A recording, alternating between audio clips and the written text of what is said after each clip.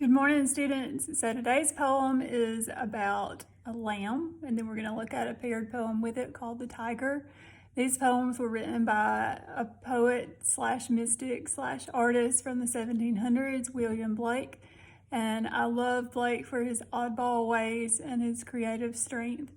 And he was doing stuff nobody else did then and now. So I just appreciate the way he thought of things. We're going to look first at this poem called The Lamb.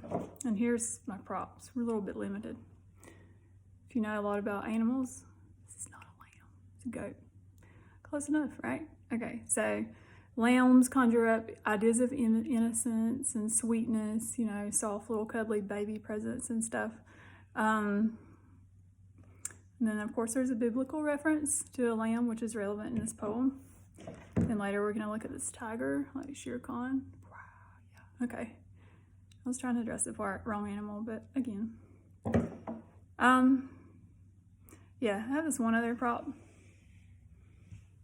Is this not the coolest thing you've ever seen? I mean, that thing's a beast. I don't really know what it is. It's like something I bought at the church yard sale, but my students like to look at it and make jokes. So anyway, class pet there. So the lamb, here we go. Has a nursery rhyme cadence to it.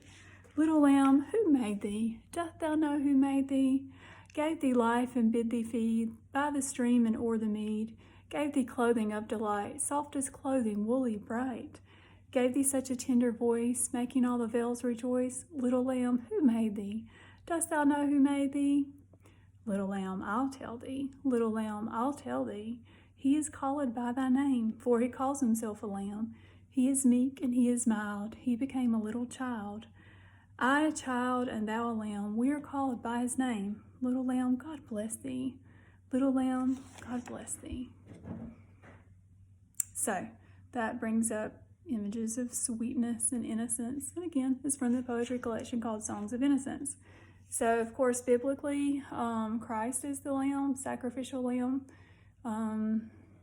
If you're familiar with really early Old Testament books, or if you know the word scapegoat, a lot of times there was an animal that was chosen to carry the burdens of the community that was sacrificed. And then the Christ story, Christ died as a sacrifice or atonement for human sin, to reconcile humans to God. So there's all of that.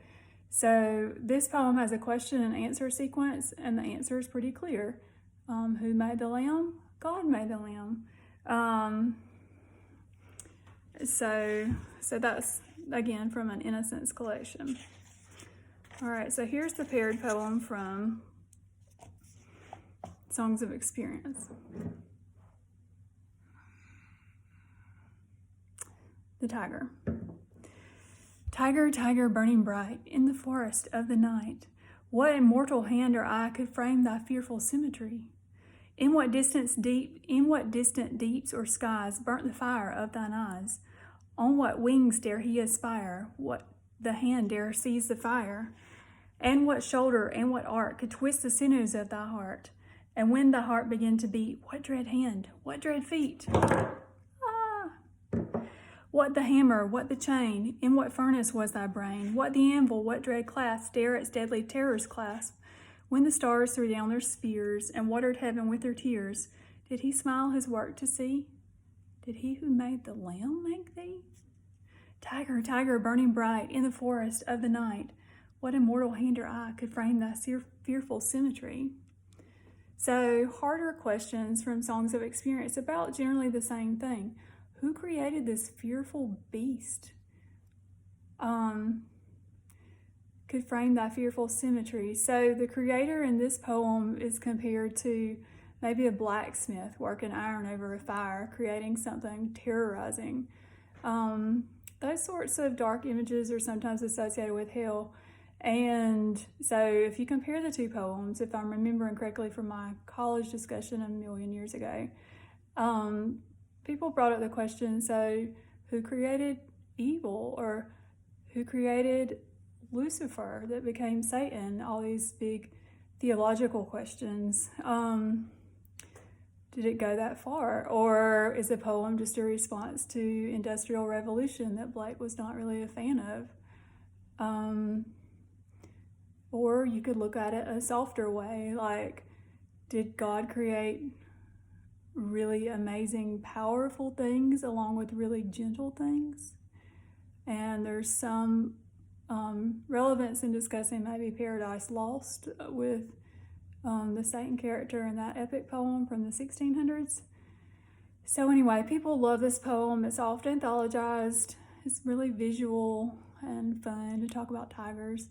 So there's that. But the part that I love the most about this poem, other than it just being the collection of songs of innocence and experience, that I found really relevant in my college years, having gone through some bad things and looking at the world a little bit differently after that. It's really about creativity. So Blake is this wonderful artist creating all these etchings for Dante's Inferno, all these plates with wonderful pictures. And he has wonderful pictures, of course, to go with these two poems, so please do look those up if you're able.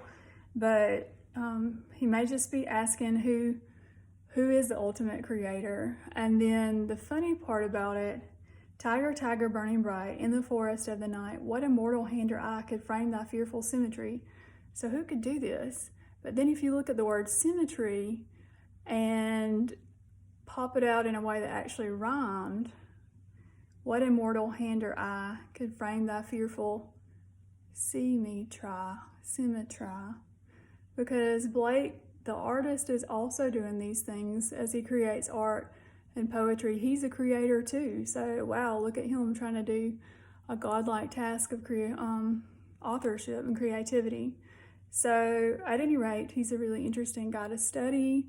As I look through more contemporary anthologies, I don't see Blake quite as much as I did maybe 20 years ago, but he's a master. So enjoy. Thanks.